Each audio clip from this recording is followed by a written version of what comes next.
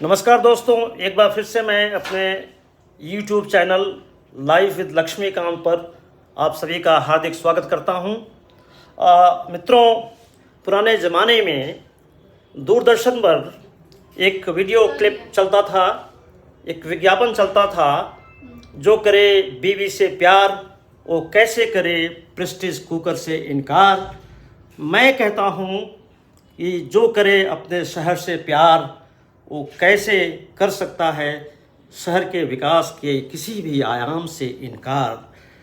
आज हम जबलपुर में टोटल एडवर्टाइजिंग सॉल्यूशंस की अवधारणा को बड़ी ईमानदारी से एक बड़े बिजनेस मॉडल में रूपांतरित करने वाले विज्ञापन जगत की एक बड़ी हस्ती राजदेव शर्मा, जो SS communications and advertisement private limited के मैनेजिंग डायरेक्टर हैं, और अपने युवा पुत्र निखिल शर्मा, जो इस शानदार कम्युनिकेशंस कंपनी के डायरेक्टर हैं। मैं उनके चैम्बर में आया हूं और आप देख रहे हैं मेरे बैकड्रॉप में यहाँ ये राजदेव शर्मा जी बैठे हुए हैं। और मैं पहली बार किसी उद्योगपति और ऐसे उद्यमी के कक्ष में किताबें देख रहा हूं, और ख़ास करके जिस शहर को वो प्यार करते हैं, जिस शहर को विकास के आयाम को समृद्ध करते हैं, उस शहर की किताबें भी आपके इस देखिए, आप इस रैक में रखा हुआ है। शहरनामा जबलपुर रखा हुआ है, डेस्टिनेशन जबलपुर रखा हुआ है। जबलपुर में जो कुछ भी सुंदर है, जो कुछ भी सुदर्शन है, क्योंकि ये छवियों के निर्माता होते हैं। विज्ञापन जगत की जो हस्तियां होती हैं वो छवि निर्माण का काम करती हैं, चाहे वो जबलपुर शहर के जो कंक्रीट स्ट्रक्चर्स हैं, यहाँ के जो शोरूम्स हैं, यहाँ के जो प्लेसेस हैं, स्थान हैं, उनका छवि निर्माण करना हो, या देश के तमाम शहरों के जो उद्यमी हैं, जो बहुत सारी चीज़ें बनाते हैं, बहुत सारे प्रोडक्ट्स बनाते हैं, उनकी खूबसूरती को निखारने का भी काम ये इस तरह की जो कंपनीज़ हैं, एडवर्टीजमेंट कंपनीज़, वो करती हैं।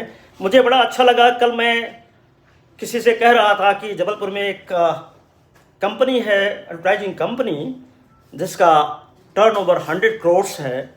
तो मेरे जैसा साधारण आदमी 100 करोड़ की बात सुन के ही जो है कभी कभी विश्वास और अविश्वास के झील में वो डूबता उतराता रहता है। अभी अभी मुझे जानकारी मिली कि आप 100 करोड़ को भूल जाइए। टारगेट जो है, ये जो प्रोजेक्ट है, वो 200 करोड़ का है। अब उसमें पूरा करने में चाहे 2 साल लगे, या 3 साल, या 4 साल लगे। आइए हम थोड़ा सा राजदेव शर्मा जी से एक छोटी सी बात करते हैं। मैं थोड़ा सा यहाँ साइड जा रहा हूँ। मैं प्रोफेशनल वीडियोग्राफर नहीं हूँ, मैं तो एक राइटर हूँ, शब्दों की दुनिया को लिखता हूँ। आज हम आपसे बात भी कर रहे हैं।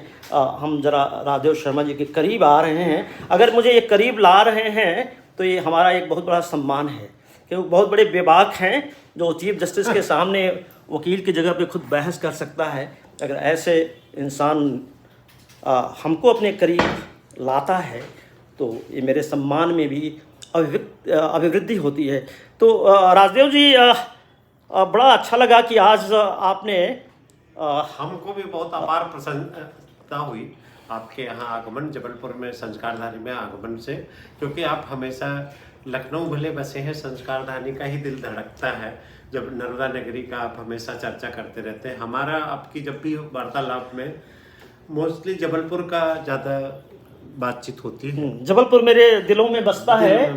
मैं 4 दशक तक इस शहर में रहा हूँ, और इसलिए आक्रोश भी आता है। एक पुरानी फिल्म की एक लाइन है, अल्बर्ट पिंटो को गुस्सा क्यों आता है। आज हमने अपने गुस्से का इजहार कई जगहों पे किया है। कुछ लोगों ने बाइट्स भी लिया है, कुछ बहुत आक्रोश में आज मैं रहा हूँ। यहाँ आके मेरा थोड़ा आक्रोश कम हो गया है। ये जो जबलपुर में 200 करोड़ का बिजनेस मॉडल और खूबसूरती के इस परिवेश में एडवर्टाइजिंग की दुनिया में खड़ा करने में कितना वक्त लगा आपको? हमारे कुल 30 वर्षों का 30 वर्षों का वो है, कुल 30 वर्ष लगे। और इसमें मेरा कोई टारगेट नहीं कि 200 करोड़, 1000 करोड़, 50 करोड़ जी। मैंने वर्ल्ड वाइड जो सबसे अच्छी टेक्नोलॉजी और सुविधा हो उसको मैंने जबलपुर से चलाने, क्योंकि मेरा सोचना है कि Jabalpur central point of India है। यहाँ पूरे भारत में काम करने के लिए सबसे अनुकूल परिस्थिति है, चाहे इलेक्ट्रिसिटी हो, लैंड कॉस्ट हो, सारी चीज़ों के मामले में हमने देखा कुछ कठिनाइयाँ हुआ 30 साल में। उन कठिनाइयों को हमको थोड़ा सा दूर करने में लगा जी। लेकिन हमें बॉटल नेक कहीं नहीं था, बॉटल नेक नहीं था, कहीं बॉटल नेक नहीं है, क्योंकि आज की दुनिया ग्लोबल दुनिया है, आज कहीं भी कुछ भी किया जा सकता है। तो जबलपुर उसमें क्यों पीछे।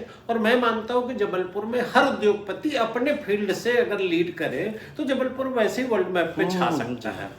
हमने सुना कि आप गोमती तट के जौनपुर शहर से आए, यहाँ नर्मदा के तट पर। मैं भी गोमती तट से, लखनऊ से इस बार आया हूँ नर्मदा के तट पर। निश्चित रूप से माँ नर्मदा का भी आपको आशीर्वाद मिला है। बहुत बहुत आशीर्वाद है।